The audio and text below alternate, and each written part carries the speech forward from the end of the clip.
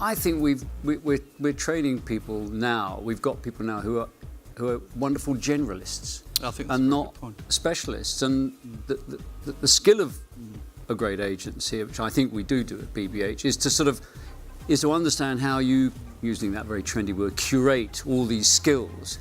I think in a way, over the last 10 or 15 years, we've really expected people to do too much. I mean, I always used to think it was odd in advertising that we expected you to be really good at doing a television commercial, then you were supposed to be really, really good at writing a radio commercial, then you were supposed to be very good at doing a poster, and then doing some print. It was almost like stupid, really. I mean, it was, but we did, and since then we've added 20 other skills that you're supposed to be good at. And I think what's happened is there's been a depression of quality. We shouldn't call ourselves advertising anymore. We are a creative industry, and it's a wonderful place to work. But I think as it got bigger, people coming out of the colleges had to become sort of Swiss Army knives, if you like, in that they had to be able to do everything, which of course, as John rightly says, is absolute nonsense.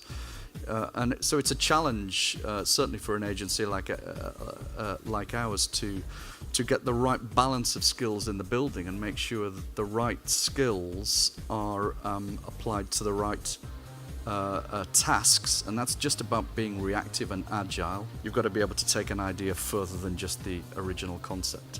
Well, you were taught at art school, you've got to go and study the masters. You've got to look at them, because you're going to try and be better than them. So you've got to understand what they did.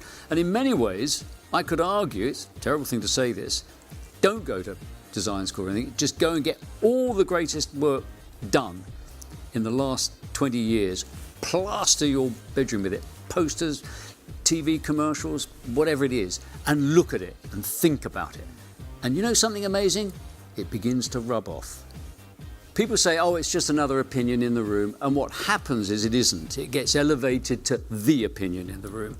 And then it becomes destructive. And, then what happens is, and one of our ex-chairmen, Jim Carroll, gave a wonderful speech about wind tunnel marketing, he called it, that everybody's looking at the same data, they're coming to the same conclusions, and so they're all coming to the same ideas. And he called it wind tunnel marketing. And the point of marketing, the point of a brand, is to be different. That, isn't it? I thought that was the idea of it, because otherwise I go and buy that one. Why should I buy yours? And so the danger of data is it is crucially important, but we elevate it to such a state that it now is governing everything, and then everything becomes the same.